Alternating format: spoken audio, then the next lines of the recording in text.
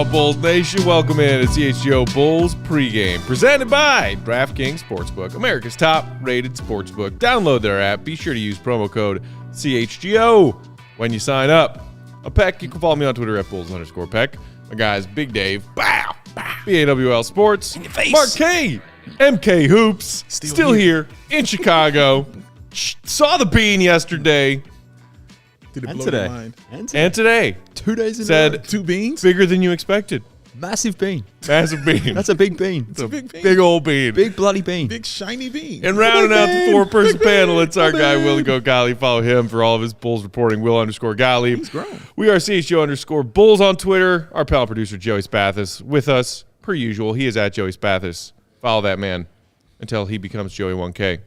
Where are we doing? close are you? How are we, Joe? I am at Are we back on a positive couple trajectory? good so actually a couple good tweets this weekend. It's all about the organic. You got to find those Twitter Longhorns No, it's fans. more Get it's some of those more about followers. just the genuine. I post wholesome content about us together as a group on the court. People liked it. The people were asking for my to do the solo pregame. They liked that tweet. So we're up in 925. Hey, Thank you. All right. Sorry.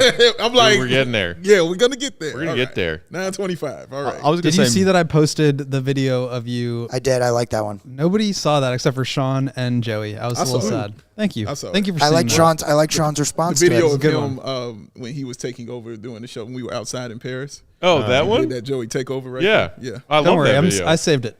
It's going to come out from time to time. What were you going to say, Mark? I'm I sorry. was just going to say, I assumed he was getting more followers because he was tagging us in those tweets. Yeah. come See, I like on. where Where you Marquez' were. head is at because that's what mine was. Yeah.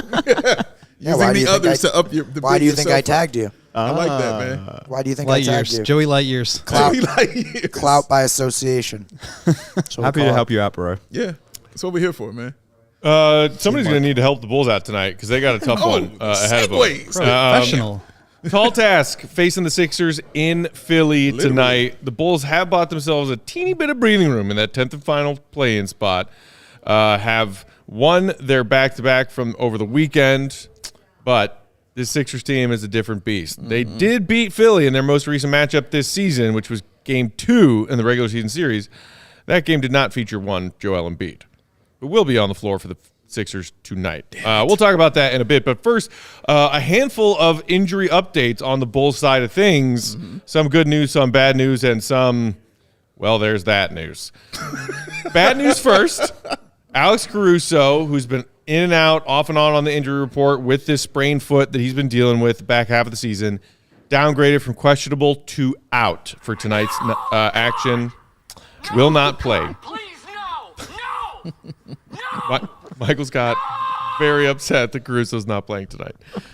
But, gentlemen, 5 Javonte Greens upgraded from out to doubtful to questionable to now tonight active in the span of like a week. Think I got my swagger back. Javonte's got his swagger back. God, I don't know about you guys. Maybe I've just been a pessimist for the last few weeks as I've given up on this season being a thing. A few weeks. What are you doing? I did not think we were going to see Javonte again this season. No, Am I that's alone fair. in that? No, that's fair. Yeah, everything we've dealt with as far as knee injuries, and then when you heard he's got the same knee injury as Lonzo, and then it was the he's out, and then it was the we're going to reevaluate in 2 weeks. It was like, I've heard all of this before. Shut it down. This is hurting my soul. Please don't do this to me. But yeah, hearing him come back healthy like he is, or hopefully healthy like he is, it's good for the Bulls. If I'm not mistaken, the last time Javonte played was 2022. New Year's Eve. Yes. Yeah. Yeah. So it felt like, or the way it was described at that point in time, that it was only going to be not a short-term injury, but not necessarily something that was going to take the best part of 3 months, but it obviously has. So to your point, Matt, like I for sure just thought this dude's not coming back this season, particularly as we're getting closer towards the end of the season. But here he is randomly, like last week, it was like, Javonte's now training. Oh, by the way, he's now assigned to the Windy City Bulls. And, oh, by the way, he's now playing against the Sixers.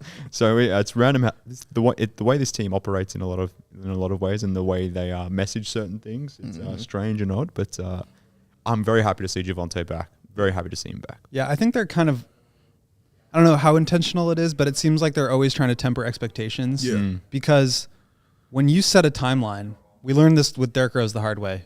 time and time again. When you set a timeline, people expect you to be back on that timeline. So you mentioned last time he played was in December. He had the procedure done on January 10th. And at that time, Woj reported that he was expected to be out at least a month. Okay, it's been like 2.5 months since then. Yeah. And he's finally playing. So I was with you, Matt. Like, I did not expect him to play. Obviously, it's great to have him back. I can't imagine they're going to throw him into the starting lineup and play him 34 minutes. But it's good to have him back. The rotation, I think, has thinned out quite a bit lately, especially with Caruso out. They're basically playing like 7 or 8 guys. And they need the extra body. So we'll see how he looks, how he performs. Obviously, like, he's an athlete, and he relies on the athleticism. But Sixers are relatively small in the 3-4 spot, so maybe he'll be able to get back in. But it's good to have him back. It is good to have that energy back on the floor, and it'll be your first time seeing him with Pat Bev and seeing what that can happen. You know what that looks like. So yeah, much needed win for Bulls medical staff. Yeah, he's got a point. Back on the right track. He's got a point. The Bulls Twitter account just tweeted like a few minutes ago some videos of Javonte doing a little pregame dunking warm-ups. Oh. The bounce looks like it's there. Okay. But still no starting lineup announcement from the Bulls because we're doing pregame a half hour early tonight. So you wonder, you mentioned it, Will, probably not going to throw him right in that starting lineup. We know that Billy has started Javonte and relied on him to play that role many times throughout Javonte's tenure when the Bulls have been shorthanded. But with Caruso being out and maybe easing Javonte in off the bench, that question becomes, the last time this happened with Caruso missing a game, it was, okay, does Ayo go back into the starting lineup or does Pat? Right. He went with Ayo last time. What do we think happens this time? That's the confusing part right there. Like, logic will tell me that it's Pat Williams. He's going to be out there. But it told me that last time, and Ayo was out there. I don't know if Billy is just trying to keep Pat, you know what I'm saying, in a space where he's comfortable. And it feels like he's more comfortable coming off the bench doing it like that. So he might be trying to do that. I wouldn't be surprised if he throws Kobe out there either in the starting lineup. But I truly don't know. Like, it's up to Billy, man. We're going to find out soon, though. I have no clue, though. I assumed it would be Pat because he was playing heavy minutes last game once Caruso went out. He seems like the right body that you would want to put on someone like Tobias Harris as an example. Right. If you want to do some switching, and if you want to have someone switching onto someone like James Harden, then it's nice to have someone like Pat out there. So I would assume it's going to be Pat, but to your point, like, it was Io the other week, and Caruso and Beverly have been doing this thing now. It's very guard heavy in that sense, and maybe he does lean a guard, but it'll be interesting. I would be extremely surprised if it's a Javonte. Yeah, fair. But my assumption is Pat, but obviously we'll find out in a few minutes, a couple hours, whatever it might be. We'll learn about it soon. PJ Tucker is out for the 76ers tonight. They have been going to their 3-guard lineup with Maxey, Melton, and Harden quite a bit lately, so I could see it being Ayo, but they still have George Niang, who is absolutely the next coming of Furkan Korkmaz. Yes, he is. Just absolute Bulls killer. So maybe they do want to put some more size on him. I tend to lean towards Patrick just because he's like an actual power forward. Yeah. I don't know. Maybe DeMar gets pushed up, and I mean, he does kind of guard the worst player anyway, so maybe he's on Tobias Harris, but I don't know. I lean Pat. Yeah. Missing Tucker is obviously a big loss for them. It's just nothing major. He's dealing with like a sore ankle, I think. But I saw this hilarious tweet in my feed just a few minutes ago before pregame. Everybody's kind of ragging him for how his scoring has fallen off a cliff this season because he used to be a guy who could at least hit you some corner threes in addition to his elite defense. He's put up a goose egg in the points column of his box score a lot this season, but I saw that the Sixers are 16-4 this year when PJ Tucker scores 0 points. Wow. That's wild. That's a hell of a stat.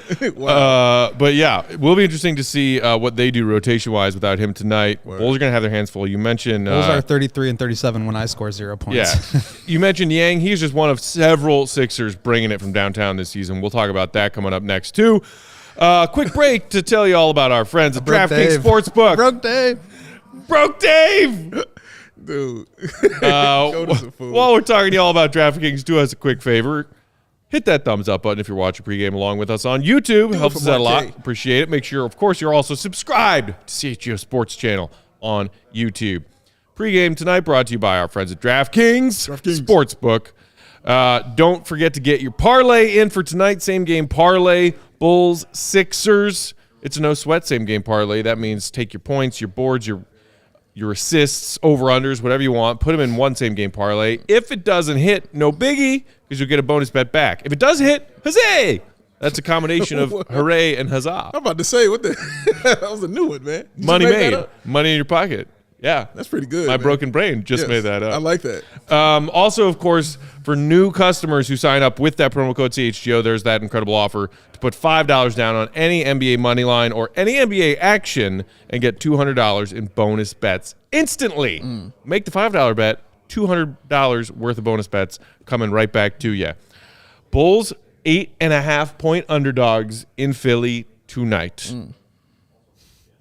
I might take the Sixers to cover. I feel like the Bulls are due for a stinker. I thought they were due for a dud. I'm about to say, go ahead. I thought they were due for a dud against the Heat on Saturday. Yeah, I was about to say. Second night of a back-to-back, double OT. You've been on it for a while. They are for sure due for a stinker tonight. Yeah. And it's Embiid. He's a monster, man, and he's focused. He's somewhere else right now. I'm just going to say, if you want to ride with the Bulls tonight because you're a ride-or-die Bulls fan, good for you. Yeah. No judgment here. Want to take my advice on making money tonight? Sixers to cover. That's where I'm thinking. Either way, Damn. if you're signing up for the first time, don't forget that promo code CHGO at DraftKings Sportsbook. All right, guys. Speaking of that pesky Joel Embiid and the fact that this Bulls team is 0-12 against the Sixers when Embiid is on the floor in his NBA career, trying to break that streak tonight. That's just dumb. He is making a late season push for that MVP award. Hard, yeah. Jokic and the Nuggets have fallen off a bit. They have. They still hold the 1 seed in the West, 4 games clear of both Memphis and Sacramento, but are just 5-5 in their last 10. Meanwhile, the Sixers are 9 of 10 in their last 10 games, including this current 8-game winning streak that has vaulted them past Boston, and currently, by way of winning percentage, have an edge on the 2 seed in the East. Wow. And in that time, Embiid has been even Embiidier than he has been all season long. Embiidier. Joey, do we have those Embiid numbers that we could take a look at real quick? So there you see his regular season stats at the top. Damn impressive stuff. 33.5 points, double-digit rebounds, 4.2 assists, 1.7 blocks. During this current 8-game winning streak that the Sixers bring into tonight's action, the scoring is up. The boards have dropped a bit. Yeah. He's facilitating more, Yes. boosted his assists, and look at that, 2.6 blocks. Yeah. This man, whew, he's on a tear. He's absolutely ridiculous. Also, he scored 30-plus in the last 9 games, which is wild. And 3 straight games of double-digit free throws. You know how I love that so much. Yeah. But that's He's what he does. averaging double-digit attempts Correct. on the season. I was just about to say that. Yeah, which is insane, though. Sorry. No, no, say it. It's fine. Like, that's absolutely insane to do as a center. That's what he does, man. But he loves playing against the Bulls. He loves it. He makes no bones about it. I remember putting up the Aaron Rodgers stuff the last time they won the game. Like, he enjoys being this person, and now he knows what it is against the Bulls. Never lost to him. I'm sure he's going to come in super focused. This is not the time to play this team right now because of the tear that they're on. They have clicked. They enjoy playing with each other. The ball movement is just really vicious. James Harden has really settled in at that point guard position. He's not all about the scoring. It's about the passing right now for James Harden, and getting to the free throw line is what he does. But Maxey doing his thing. Tobias Harris has really found his role with this team.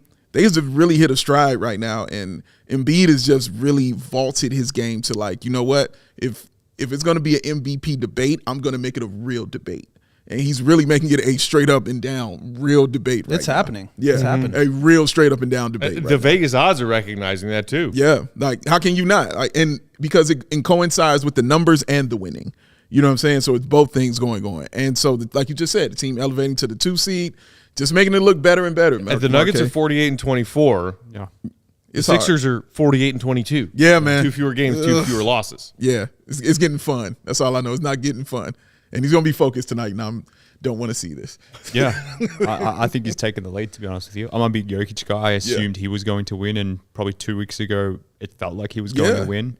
Maybe the Bulls are in some form responsible for this slide here for the Nuggets, and maybe the Bulls are the ones that are going to cross Jokic he's MVP. Like it kind of started falling off for them when the Bulls went into Denver and beat them there. So they've just been really mid since then. But having said that, Dave, the Sixers are on an 8-game winning streak. Maybe they keep this thing going. Maybe they win the next 2. But winning streaks are meant to be broken. Talk to him, RK. The Bulls, they're renowned for breaking a lot of winning streaks here. So This is true. I just wonder if the Sixers are feeling overly confident. If Embiid is feeling Trap game. overly confident. Bulls trap game. Trap game. Bulls are the new trap game. Yeah. Do you think I'm onto something here, William? That's how we won in Denver. I mean, it would be so on brand for the Bulls to break this. Yeah. Like, just having the worst season that you could think of, all of a sudden, they start to get hot. They just tear off a couple wins here.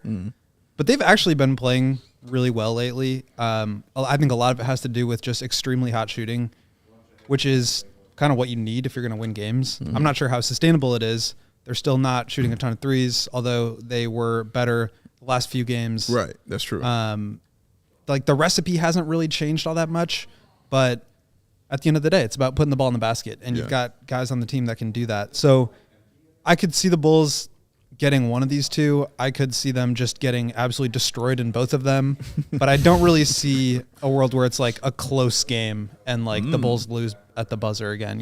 Like I think it's going to be one extreme or the other. I don't know why. That's what I'm guessing. Bulls by 20.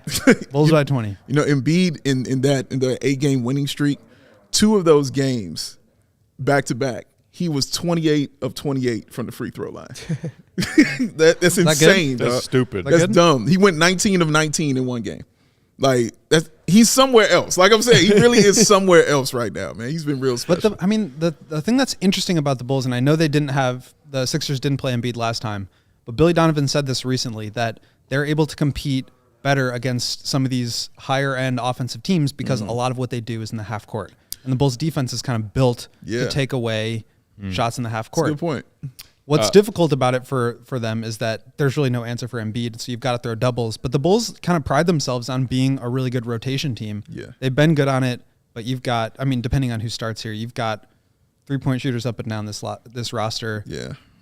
If there's any opening, I think they're sort of primed to take advantage. We got Bulls fans who feel good about tonight's game in the comments. Para Jr., one of our regulars, saying, feel like we're due for Vooch to throw another wrench in the MVP race. Of course, referencing him, out-dueling the other Nikola in that Bulls-Nuggets game from a couple weeks ago. Kind of did. Southside Bear, meanwhile, saying, come on, Peck, expect the unexpected. Never do. I expect the expected. It's worked out most of the time for me. Shout out to Jake Neverman on YouTube with a super chat who said, as a Sixers fan, good luck tonight. Glad to see the Embiid love. He's never played this well in his career. This stretch has been monstrous. It really has, man. Enjoy it. Really enjoy this. It is darn good. Yeah. Preacher Abe said, Bulls will win tonight. No Tucker, and they haven't seen us with Pat Bev yet. Fair That's true. point. They haven't. That's a good point. Sergio saying, we're winning. Also, Alexis, one of our Zach LaVine first bucket riders, along with Joey in the comments, saying, I'm thinking after we hit first basket, we throw a few dollars on the Bulls money line. Bulls pulling an upset. There's a lot of belief out there in Bulls Nation. Wow. Dude, I'm sorry. I can't wait to talk to y'all in postgame. I'm looking at these and beating it. This is just dumb. He had a game where he played 27 minutes and scored 39. And then he had 2 more games where he had 29 minutes and 29 minutes. He scored 38 and 13 and then 31 and 7. Efficiency. That's dumb. Efficiency. That's dumb. He's a center. Yeah. He's a center. This is not normal, man. Appreciate this. Speaking of that efficiency, the season-long shooting splits for Embiid are nothing to sneeze at. 55, 35, 85. Oh, God. Field goal, 3-point free throw. Jeez. And 85% on a zillion attempts per game. The free throw percentage in this 8-game winning streak that they have currently, the free throw percentage has stayed there at 85. Field goal percentage, 63. 3-point percentage, 48. Wow. What is this dude? Wow. What the F is this dude? Dog? What is this? What is this person? Well, we talk about like DeMar's footwork, DeMar's work in the mid-range, but that's incredible. Obviously, he's like 99th percentile. But what Embiid does for a big dude, someone 7'2", 4,000 pounds, absolute mammoth of a man, the way he can move his feet and operate in that mid-range, like Yeah, to your point, Dave, it's insane. And like that's what fuels his game at this point. And to your point, William, I was looking up the numbers just before, like of teams who played the most in the half court. Sixers are third. Almost 82% of their possessions are in the half court. The Bulls are fourth, 81.5%. So it's going to be a slow game. It's going to be a slow game. But I do think that benefit. Obviously, no Caruso hurts. Yeah. But you also can't guard Embiid with Caruso now, so maybe that's good for Caruso's health. It's gonna be a tough one. Like there's no two ways about it. Yeah. And when you're in these situations where it's difficult and you kind of convince yourself either way, I tend to just lean on the side that has the best player, right? And Embiid is that. Having said that, though, with no PJ Tucker, who I presumed would have got a lot of the DeMar matchup. They don't really. One thing that the Sixers don't necessarily have a lot of is wing defenders, and we know DeMar and Zach have been on a tear lately. So obviously the Bulls are going to run into their own Embiid issues. There's no way getting around that. But I do wonder, like Harden, we know is not a great defender. Tyrese Maxey's not a great defender. Melton's very good. Melton is very good. Melton is good, but he's taking one of those guys. So is Tobias Harris guarding up like DeMar and is Melton guarding Zach? That's probably going to be the matchup. Right. But when one of those guys sits, like what are they doing? I'm assuming they're putting him in McDaniels, but the Sixers are going to be tested from a wing defense tonight. And I think that's actually one thing I wanted to touch on here that impressed me from last game, or the contrast between the last two games really, is the way that they were able to win against who did they play on Friday? The Wolves in double overtime when Zach and DeMar had 49 and 39. I know. I know, Matt. And you're able to just win this way, really leaning heavily on. And Vooch also had a 20-plus point game that night. He did. So you're relying so much on this just incredible shot making. Fast forward to the next night, and the Heat are playing heavy defense at the nail. They're hard trapping Zach and DeMar every single time they touch the ball. And the Bulls are making the right reads, making the extra pass, and they're actually shooting and making threes.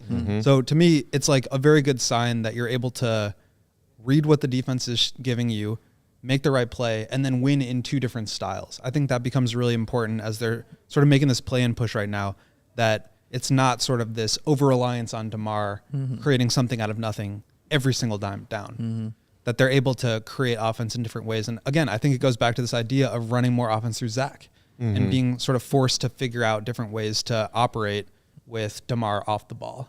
And hopefully that trend will continue. And also the help is going to be necessary as well. Like who's going to get those points that nobody's expecting? Because last time it was Patrick Beverly. Nobody was expecting that from him. And then Kobe did his thing in the fourth quarter. So who's going to be that guy for the Bulls tonight? Because that's the way they're going to have to do it. We know what DeMar is going to do. We know what Zach's going to do. We know what Vooch is going to do. Yeah. Who's going to be that fourth guy to get those points? Shout out to John Davis, who earlier on in pregame had a comment saying it's going to take good games from the Bulls supporting cast to win this one. Yeah. Also, shout out to Eli, who threw us a super chat and also said streaks are meant to be broken. We got a bunch of believers in here. Yeah. All right. Last thing to get to in pregame. Speaking of trying to beat teams in different ways, and the Bulls jacking up some more threes in some of these recent wins.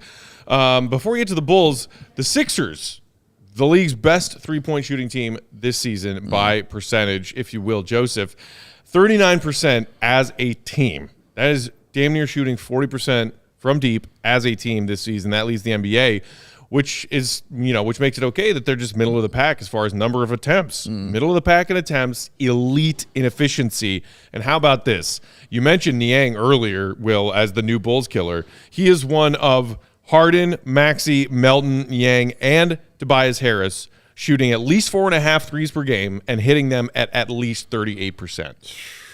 Bonkers. That's what happens when you build a team for the modern NBA.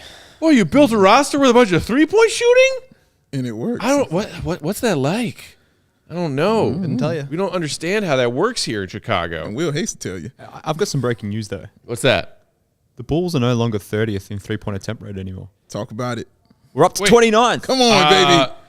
Attempt rate. Attempt rate. Okay. I was going to say, they are still 30th in attempts per game because I checked it today. Yeah, no, attempt rate. The Bulls have surpassed the Atlanta Hawks now. Bulls, 33.1% of the Bulls' offense is generated by three. The Atlanta Hawks, 32.8%. Yay. Moving on up, folks. Moving on up. We did A it. team that has Trae Young on it can't Yeah, shoot more threes than the that's Bulls. That wild. is wild. But speaking of the Bulls taking more threes recently, Mark, Joey, do we have this graphic as well? Look at what the Bulls are doing across the whole season.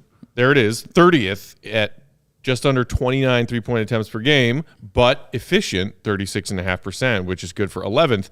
In these last 4 games, so that's wins over Miami and Minnesota, the close loss to Sacramento, and I believe the win over Houston.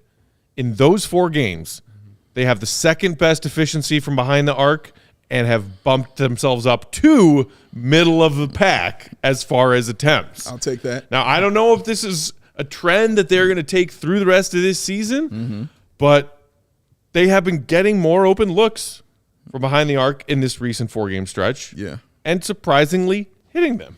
And it's not even the open looks either. They're taking, some of those are contested too. And I'm glad you put DeMar DeRozan up on there because DeMar's taking a bunch. he's taking a bunch of threes now, man, and hitting them at a solid percentage, which is always great to see. He did that last year. I believe he shot his highest percentage ever in his career last year from 3. So, 35, I believe it was. But, yeah, he's been awesome these past few games for them. Patrick Beverley taking those threes is going to be big. And you would think it would come from Zach LaVine.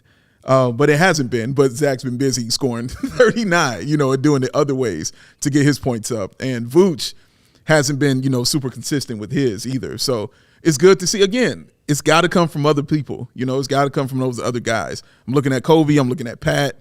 And both Pats, to take those threes for them, man. So, yeah, that's going to be interesting. That's, that is definitely encouraging for me. Seeing that they're doing that over the last 4 games, because that means they're not hesitating. That means less shot clock violations. That means actually just taking the shots within rhythm. And it's a 50-50 chance once it leaves your hands, man. That rhyme, by the way. But that's just how it is. And I'm glad to see the Bulls are trying to become an actual modern NBA team by taking 3-pointers. Yeah, they're actually shooting over 40% since All-Star break on 28 threes per game. So Solid. Still the low volume. It's but still the low volume, and I think the volume is actually buoyed a little bit by the fact that they took 42 against Sacramento to kind of keep pace with the best offense of all time. But, I mean, you're 24 against the Wolves, 24 against Denver, 22 against Indy, 23 against Phoenix, 27 against Detroit, 25 against Toronto. They're still not shooting that much. Right. But that's kind of their thing is, like, we're not going to take many, but we're going to make the ones that we take, and we're going to, like, carry ourselves offensively in other ways. Right. And I think a lot of it is just the fact that Zach and DeMar have been so hot. Yeah. I mean, this is my favorite stat that really hammers that home as far as the Bulls. Still low volume, a little bit higher, but more so about efficiency. In these last 4 games, the Bulls have hit 15 or more threes in 3 of those 4. Okay. 15 made threes in 3 of the last 4. In their first 66 games this season, they hit 15 or more threes just 8 times. 8 out of 66, 3 out of the last 4. Yuck. It's been a struggle. A lot of bad. Hey, some good. Hey, some good. We got to live in the present on that. And I will say they shot more threes than Philly last time they played them.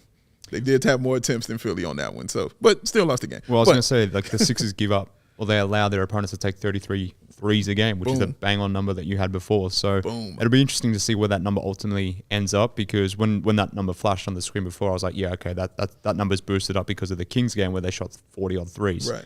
But then at the same time, that number also takes into account that double OT game against the Wolves where the team only had 24 threes.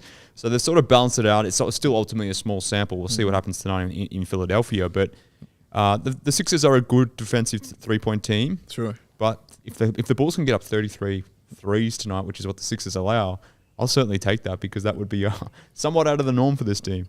Very much so. Our guy Barton in the comments, shout out to him, said, "May the spirit of Matt Thomas rest upon our guy's 3-point shot tonight." Let's go. Bring in the legend. Yeah, you just had to do that. Yeah. How dare you discuss this guy doesn't greatness? need any more juice in his engine. How dare you discuss greatness? Also, Eco being pointing out, Dalen Terry's 3-point shot looks much better. Did you guys see him balling out with Windy City? Oh, I watched that game. I loved every second of it. The goon in him came out when him and Denzel tried to fight each other. Yeah. That was great. Took a hard foul against that center. Tried to fight him. That was great. And then, I mean, he balled on them. Like, he really did ball on them, man. Like, I like what I'm seeing from David. You know Terry. who else had a good I game just is like it. Terry Taylor. Both He of the did. Terrys. He did. Balled out in that Windy City Bulls game. Terrys did their thing. The Terrys was on it. Denzel, though? I'm sorry, I don't know who you're referring to. Tony Snell? Tony Snell did what Tony Snell does, which is 0, 0, 0, 0, 0, 0. Yes. and a plus 20 in the plus minus column somehow. Getting that cardio in, man. He said he's going to play until his legs fall off. That's what he said. Sounds painful. All right, that's it. We are ending pregame 30 minutes before tip-off because we are going to mosey on over to Rinaldi's here in the West Loop. Watch the game there. Hopefully we'll see some of y'all out there. Come join us. Pizza, beer, Bulls basketball. Yeah. We'll see if they can end the winless against Embiid streak tonight. All right. Sixers minus 8.5. Do it for Marquet. For Joey, Will, Marquet, Big Dave, I'm Matt. Thanks y'all for tuning into pregame. We'll be right back here for postgame on the CHGO Sports YouTube channel. See you, Red. Be good. Peace. Bow in your face.